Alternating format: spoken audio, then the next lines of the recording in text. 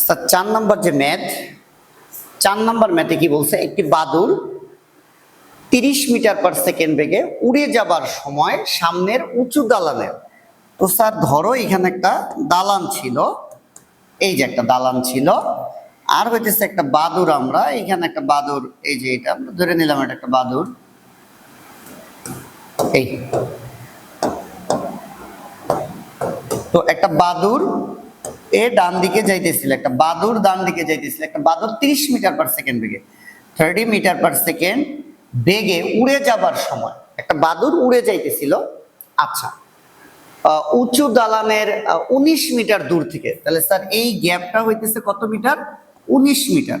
এটা একটা দালান, ওরা দালানই বলছে, তো আমিও দালান লিখি, বিল্ডিং দালান।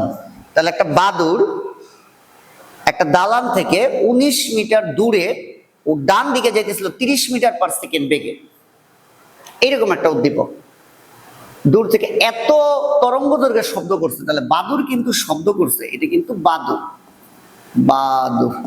এবং বাদুড় স্যার কি করছে? শব্দ করছে, শব্দ করলো, বাদুড়ের শব্দের কম্পাঙ্ক দিচ্ছে। যাক, এখন গতে বলছে বাদুড়ের সৃষ্ট শব্দের 50টি পূর্ণ কম্পন, এই যে স্যার 50টা পূর্ণ কম্পনের প্রয়োজনীয় সময় নির্ণয় করো। 50টা পূর্ণ কম্পনের প্রয়োজনীয় সময় নির্ণয় করতে বলছে। তাহলে স্যার আমি আগে একটা কম্পনের সময় বের করি। একটা কম্পনের সময়কে কিন্তু বলে পর্যায়কাল। এই যে একটি কম্পনের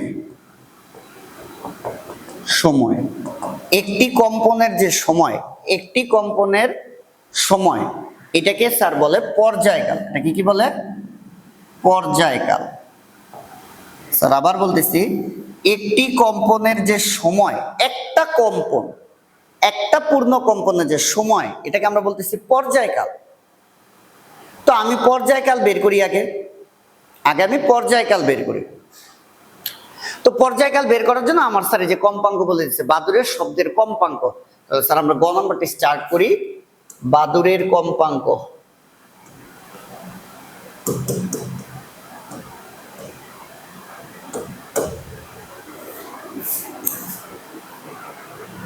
স্যার বাদুড়ের কম্পাঙ্ক এফ এর মান কত দিছে? 1 এর পর 1 2 3 4 5টা শূন্য, 1 2 3 4 5টা শূন্য, এত হার্স। আচ্ছা, আমরা পর্যায়কাল বের করব, t = 1/f। তাহলে t = 1/f কম্পাঙ্ক, একের পর 1 2 3 4 5, তাহলে t এর একটা মান পাই।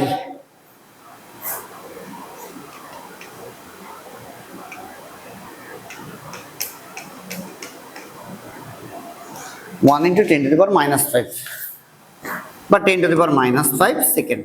ওকে, তো স্যার আমি একটু রিপিট করি, প্রশ্নে বলতেছে 50টা কম্পনের প্রয়োজনীয় সময় চাইছে, কিন্তু স্যার সময় আমি বের করছি পর্যায়কালটি। পর্যায়কালটি মানে হচ্ছে একটা কম্পনের সময়কে বলে পর্যায়কাল। তাহলে আমরা লিখতে পারি একটি কম্পনের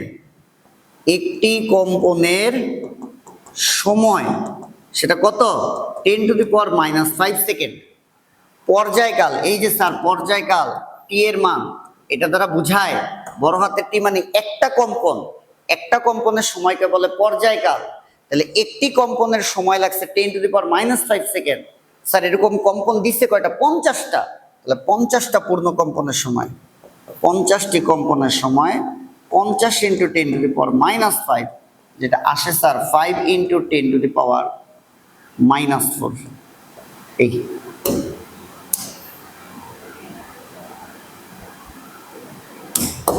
এটা গ, আমরা করব হইতেছে ঘ। তাহলে স্যার আমি যদি একটু আবার ক্লিয়ার করি, 50টা কম্পনের সময় চাইছে, তাহলে আমি এইসব ক্ষেত্রে আগে বের করব একটা কম্পনের সময় বের করব। আমি আগে কি করব? একটা কম্পনের সময় বের করব। তাহলে একটা কম্পনের সময়কে বলে পর্যায়কাল। এই কারণে আমি পর্যায়কাল বের করে ফেলছি, যেহেতু কম্পাঙ্ক দেওয়া আছে t = 1/f, এই সূত্রটা আমি বের করছি পর্যায়কাল। তো একটা কম্পনের সময়টা যদি আমি বের করতে পারি, তাহলে আমার 20টা বলুক 30টা বলুক গুণ করে দিলেই হবে। তাহলে আমি একটা কম্পনের সময় বের করছি, জানতে চাইছে 50টা কম্পনের সময়, 50 দিয়ে গুণ করে দিছি। ঘতে বলছে বাদুড়টি দালান এড়িয়ে নিরাপদে যেতে পারবে কিনা। এই যে বাদুরটি দালান এড়িয়ে নিরাপদে যেতে পারবে কিনা। স্যার আমরা এই টাইপটা আলাদা করছি, টাইপের উপরে লেখা ছিল উৎস যখন গতিশীল, অর্থাৎ যে শব্দ করছে সে শব্দ করেই দৌড় দিছে বা শব্দ করে গতিশীল অবস্থায় ছিল। উৎস যখন গতিশীল, যে শব্দ করছে সে যদি গতিশীল থাকে, সূত্র বসাইতে বলছিলাম 2D is equal to VT plus minus VPT. এখানে যেহেতু স্যার এটা ব্যক্তি না বাদুর, তাহলে আমরা বি দিলাম। প্লাস মাইনাসের ব্যাখ্যা দিছিলাম যেই দিকে শব্দ করবে সেদিকেই যদি দৌড় দেয় তাহলে প্লাস, শব্দ করে যদি বিপরীত দিকে দৌড় দেয় তাহলে মাইনাস। স্যার বাদুর শব্দ করে কোন দিকে, এটা দালান, এটা বাদুর শব্দ করে সে ডান দিকে দৌড় দিছে। উৎস যখন গতিশীল তখন সূত্রে কিন্তু 2D is equal to VT plus minus VPT. Clear? শব্দ করে ডান দিকে দৌড় দিলে প্লাস, শব্দ যেদিকে প্রতিফলক তার উল্টা দিকে দৌড় দিলে সূত্রে হবে মাইনাস। তাহলে স্যার বাদুর দৌড় দিতেছিল কিন্তু ডান দিকে, কোন দিকে স্যার, ডান দিকে দৌড় দিতেছিল, তাহলে সূত্র হবে প্লাস।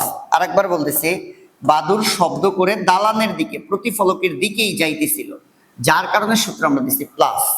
আমরা একটা একটা করে পরিচয় বলি। ডি, স্যার ডি এর পরিচয় বলছিলাম উৎস আর প্রতিফলকের মধ্যবর্তী দূরত্ব, অর্থাৎ যেখান থেকে শব্দ উৎপন্ন হয়েছে আর যেটা কিনা আমার প্রতিফলক তার মাঝখানের দূরত্ব।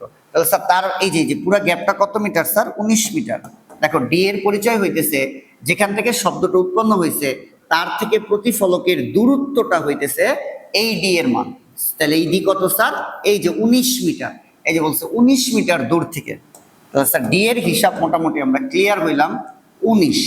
ফার্স্টের যে বেগটা স্যার, এই যে এই বেগটা হইতেছে শব্দের, এই বেগটা শব্দের, তো শব্দের বেগ দেয়া আছে স্যার, শব্দের বেগটা এখানে দেওয়া নাই।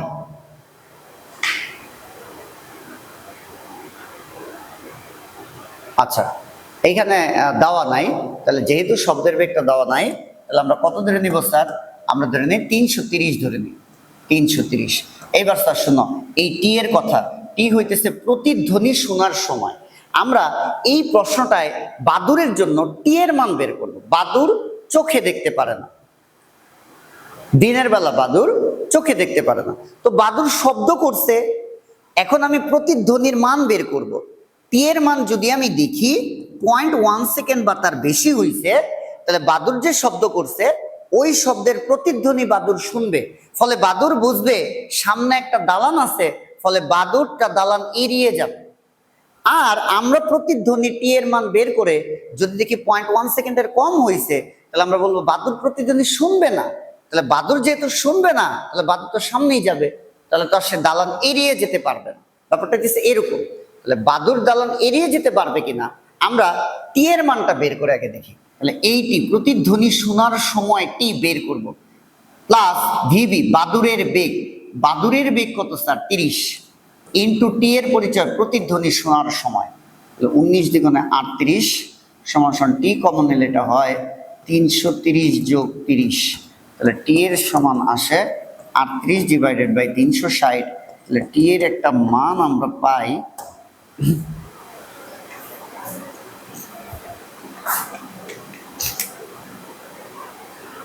0.105 সেকেন্ড।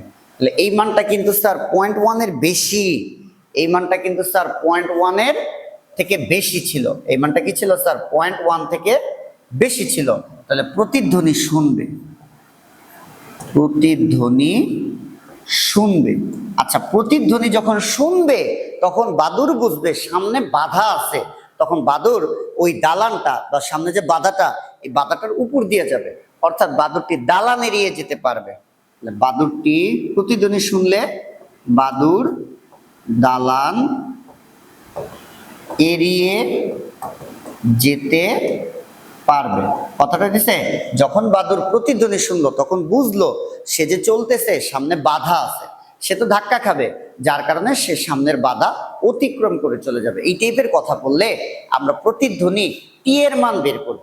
আমরা কার মান বের করবো স্যার, টি এর মান বের করব।